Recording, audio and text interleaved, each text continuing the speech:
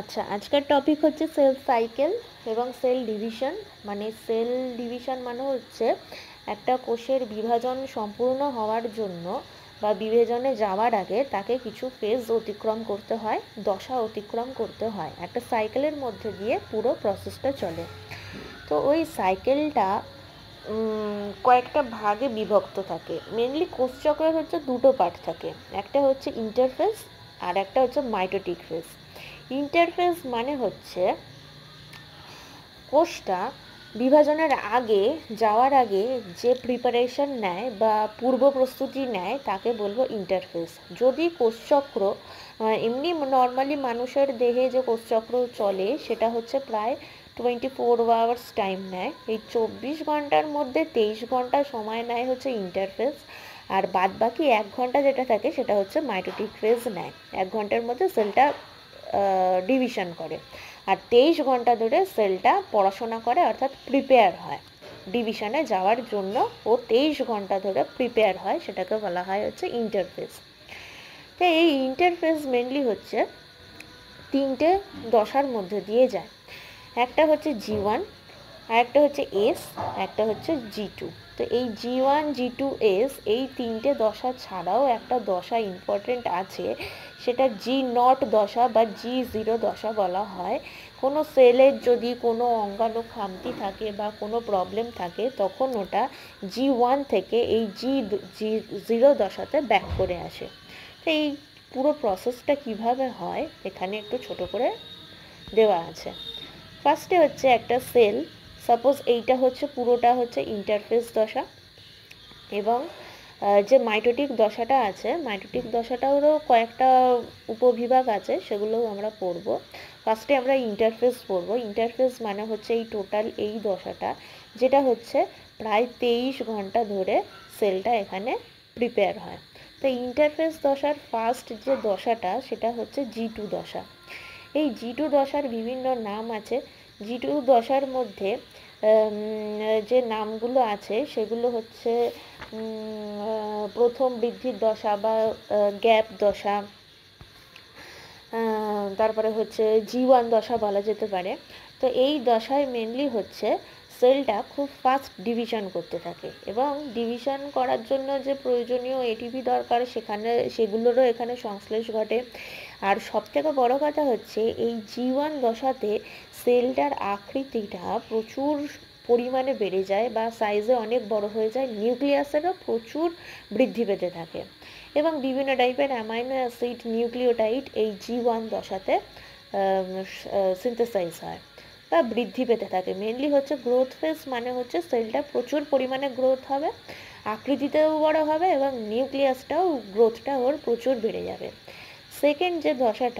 Second দশাটা হচ্ছে এর S দশা।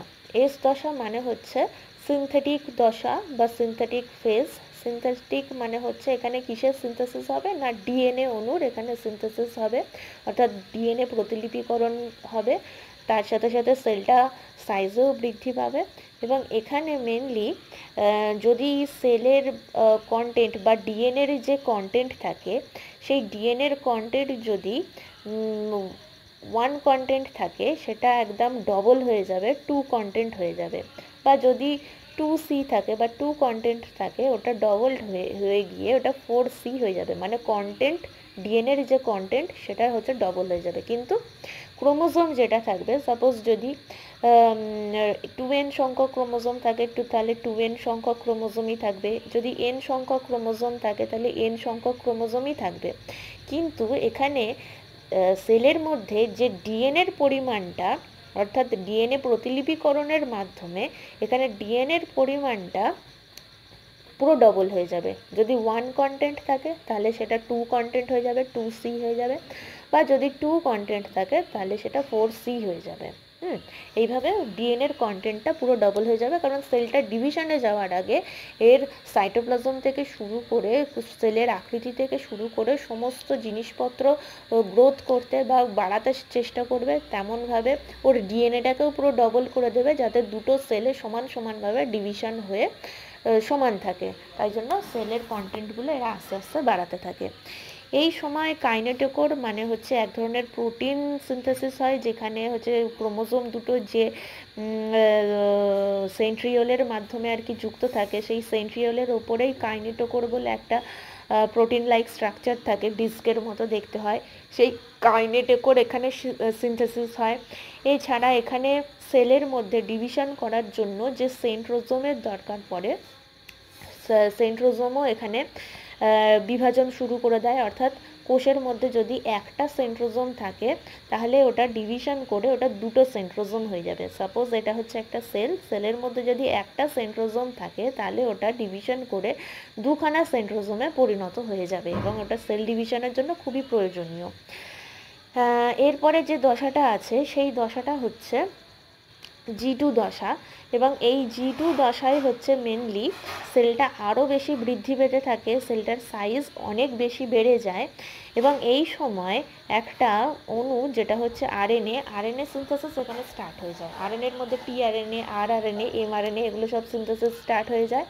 এবং এই যে আগে যে ডিএনএটা এই যে সিনথেসিস হয়েছিল বা প্রতিলিপিকরণ হয়েছিল, এই ডিএনএ অণুর মধ্যে যদি কোনো ক্ষয়ক্ষতি থেকে থাকে বা কোনো কিছু খামতি থাকে, তখন সেই রিপেয়ারিংটা এই G2 ফেজে হয়ে থাকে। হ্যাঁ, এই G2 ফেজে এই ডিএনএর রিপেয়ারিংটা হয়। এছাড়া প্রচুর পরিমাণে নিউক্লিয়াস আর সাইটোপ্লাজম আয়তনে প্রচুর পরিমাণে বৃদ্ধি পেতে থাকে। আর একটা দশা হচ্ছে এখানে, সেটা হচ্ছে G0 দশা। এইটা এই G0 দশাটাও খুব ইম্পর্টেন্ট। অ্যাকচুয়ালি এটা হচ্ছে কোষের একটি সুপ্ত বা অবিভাজন দশা। এখানে সেলটা ডিভিশন করে না, কিন্তু সেলটা অ্যাক্টিভ থাকে, এবং সেলটার জন্য ডিভিশন করার জন্য যে বিপাক ক্রিয়াগুলো মেনলি দরকার পড়ে, যদি তার মধ্যে কোনো ক্ষয়ক্ষতি বা কোনো খামতি থেকে থাকে, তাহলে এই G1 দশা থেকে সেলটা G0 দশায় প্রবেশ করে যায়। G1 থেকে সেলটা G0 দশাতে প্রবেশ করে যায়, এস দশাতে না গিয়ে। G0 দশাতে যখন সেলটা প্রিপেয়ার হয়ে যায়, তখন ও আবার G1 এ আসে, এবং G1 থেকে আবার সেলটা এস দশাতে যায়। তাহলে কোনো সেল, সাপোজ কোনো খারাপ সেল এখান দিয়ে পাস হচ্ছিল, পাস হওয়ার সময় ও আটকে যাবে এই G1 এ, G0তে আটকে যাবে। G0তে সেলটা ভালো করে প্রিপেয়ার হবে, প্রিপেয়ার হওয়ার পর আবার ও G1 এ ব্যাক করে আসবে, ব্যাক করার পর ও G1 থেকে আবার এস দশাতে যাওয়ার জন্য প্রিপেয়ার হবে। তারপরে এস দশা কাটিয়ে G2 দশাতে যাবে। তো এই G2 দশাতে যাওয়ার সময় বা G2 দশা থেকে এরপরে তো মাইটোটিক ফেজে ঢুকবে, এবং সেলটা আস্তে আস্তে ডিভিশন করবে।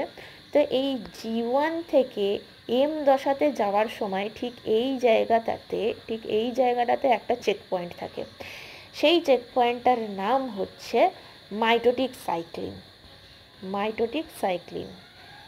এবং এই চেক পয়েন্টটাতেও চেক করা হয় যে ওই সেলটা ঠিকঠাক আছে কিনা। এটা হচ্ছে লাস্ট চেক পয়েন্ট, এবং ফার্স্ট চেক পয়েন্ট ছিল এই যে G0 দশার এখানে একটা চেক পয়েন্ট ছিল, যেটাকে বলা হয় G1 সাইক্লিন। তাহলে দুটো চেক পয়েন্ট, একটা হচ্ছে ফার্স্ট, যেটা হচ্ছে G1 সাইক্লিন বলা হয়, বা একে বলা হয় প্রথম চেক পয়েন্টও বলা যেতে পারে, বা G1 সাইক্লিন বলা যেতে পারে, বা একে অনেক সময় CG1 দিয়েও ডিনোট করা হয়। এবং দ্বিতীয় যে চেক পয়েন্টটা, সেটা হচ্ছে G2 আর M দশার মধ্যবর্তী থাকে, এবং সেই চেক পয়েন্টটার নাম হচ্ছে মাইটোটিক সাইক্লিন, যেটাকে CM দিয়ে ডিনোট করা হয়। এম দশার অনুপ্রবেশে এটা মেনলি সাহায্য করে থাকে। হ্যাঁ, যাই। আচ্ছা, এরপরে হচ্ছে G2 দশা অতিক্রম করার পরে এই সেলটা যাবে হচ্ছে মাইটোটিক ফেজে। তো মাইটোটিক ফেজে যাওয়ার সময় এর হচ্ছে দুটো টাইপের ডিভিশন হয়, একটা হচ্ছে কার্ডিওকাইনেসিস আর একটা হচ্ছে সাইটোকাইনেসিস। ক্যারিওকাইনেসিস মানে হচ্ছে এখানে সেলের যে নিউক্লিয়াসটা, সেই নিউক্লিয়াসটা ডিভিশন করবে, অর্থাৎ ক্রোমোজোমের যে পার্টগুলো সেগুলো ডিভিশন করবে। আর সাইটোকাইনেসিস মানে হচ্ছে এখানে সাইটোপ্লাজম ডিভিশন করবে।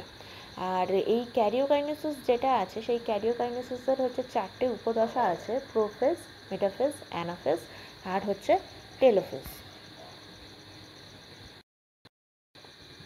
এখানে যে প্রোফেজ দশাটা দেখতে পাওয়া যায়, সেই প্রোফেজ দশায় মেনলি যে নিউক্লিয়াসের যে জালক থাকে, সেই জালকগুলো থেকে ক্রোমাটিন যে জালকগুলো থাকে সেখান থেকে ক্রোমোজোম তৈরি হয়। তো ক্রোমোজোমের মধ্যে ক্রোমাটিড থাকে। ক্রোমাটিড মানে কোনগুলো? ক্রোমাটিড মানে যে হচ্ছে এই যে এর যে আর্মসগুলো দেখা যাচ্ছে সেইগুলো হচ্ছে এর ক্রোমাটিড, এইগুলো হচ্ছে এর ক্রোমাটিড। তো এখানে মাঝখানে একটা সেন্ট্রোমিয়ারও থাকে এবং এখানে ক্রোমাটিডগুলো একই রকম দেখতেগুলো, সেগুলোকে বলা হয় হচ্ছে সিস্টার ক্রোমাটিড। এবং এখানে স্পিন্ডল ফাইবার এবং কিছু সেন্ট্রিওল এই সেলটার আশেপাশে এরকম জড়ো হতে থাকে।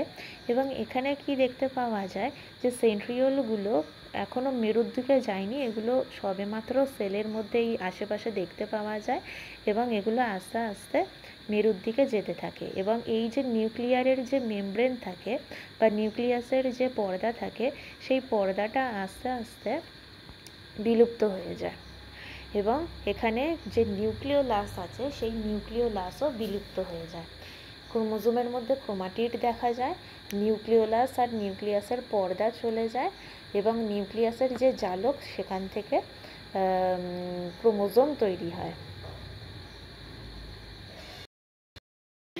এর পরের যে স্টেজটা থাকে সেটা হচ্ছে মেটাফেজ। আর এই মেটাফেজ দশায় মেনলি সেন্ট্রিওল দুটো কি হয়, এই সাইড থেকে দুপাশে পুরো মেরুর দিকে চলে যায়। মেরুর দিকে যাওয়ার পর এই যে এই সেন্ট্রিওল দুটো মেরুর দিকে চলে গেছে, মেরুর দিকে যাওয়ার পর ওরা কী করে না বেম গঠন করে বা স্পিন্ডেল গঠন করে। এই যে সরু সুতোর মতো একটা বেমতন্তু বা সরু সুতোর মতো একটা বেমতন্তুর সাহায্যে এরা আর কি ক্রোমোজোমগুলো আটকায়। ক্রোমোজোমগুলো আটকে মেনলি এই স্টেজে ক্রোমোজোমটা আটকে যায় এবং এরপরে যেটা হয় সেটা হচ্ছে ক্রোমোজোমগুলো আস্তে আস্তে যে নিরক্ষীয় অঞ্চল আছে, নিরক্ষীয় অঞ্চল হচ্ছে মানে এই মাঝখান বরাবর, এই মাঝখান বরাবর সেলগুলো আস্তে আস্তে এই যে এইভাবে সেলগুলো আস্তে আস্তে এই মাঝখান বরাবর সজ্জিত হতে থাকে, অর্থাৎ ইকুইটোরিয়াল প্লেটে এইগুলো আস্তে আস্তে সজ্জিত হতে থাকে। এর পরের দশাটা হচ্ছে অ্যানাফেজ দশা। এই অ্যানাফেজ দশায় কি হয় না ক্রোমোজোমের যে ক্রোমাটিডগুলো থাকে ওগুলো মাঝখান থেকে বিচ্ছিন্ন হয়ে যায় এবং দুই মেরুর দিকে চলে যেতে থাকে। অর্থাৎ এখানে যে অ্যাস্ট্রাল রশ্মি বা যে বেমতন্তু থাকে সেই বেমতন্তুগুলো দুটো মেরুর দিকে অর্থাৎ সেন্ট্রিওলের দিকে ক্রোমোজোমগুলোকে এরকম দুদিকে টেনে নেয়। এবং নেক্সট যে দশাটা থাকে সেটা হচ্ছে টেলোফেজ দশা।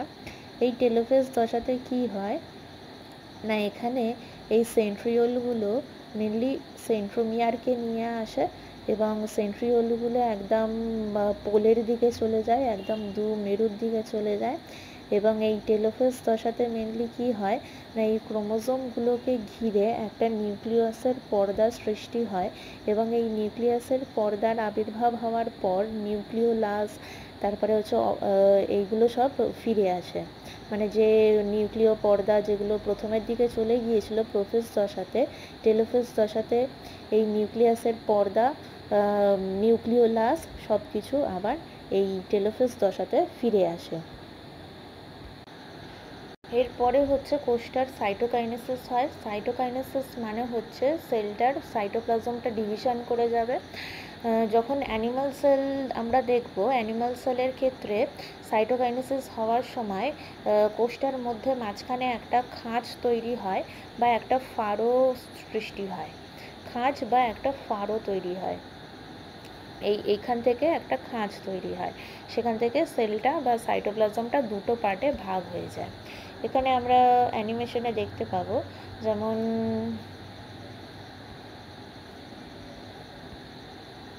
এখানে একটা অ্যানিমাল সেল দেখাচ্ছে এবং অ্যানিমাল সেলটা এই যে মাঝখান থেকে ডিভিশন করে যাচ্ছে, খাঁজ সৃষ্টি হয়েছে এবং দুটো অপত্য সেলে তৈরি হচ্ছে বা ডটার সেল, মাদার সেল থেকে দুটো অপত্য সেল তৈরি হচ্ছে। কিন্তু প্লান্ট সেলের ক্ষেত্রে আমরা কি জানি যে সেলের বাইরে কোষ প্রাচীর থাকে বা সেল ওয়াল থাকে এবং কোষ প্রাচীর যেহেতু শক্ত তাই জন্য এর বাইরের দিক থেকে কোনো খাঁজ তৈরি হয় না, তাই জন্য ভিতর দিকে সেল প্লেট আস্তে আস্তে তৈরি হয় এবং এই সেল প্লেট বরাবর পুরো সেলটা মাঝখান থেকে ডিভিশন করে যায় এবং দুটো ডটার সেল বা অপত্য সেলে পরিণত হয়। এটা প্লান্ট সেলের ক্ষেত্রে যেহেতু কোষ প্রাচীর থাকে এবং এইভাবে মাঝখান থেকে সেল প্লেটটা তৈরি করে দুখানা অপত্য কোষের তৈরি করে।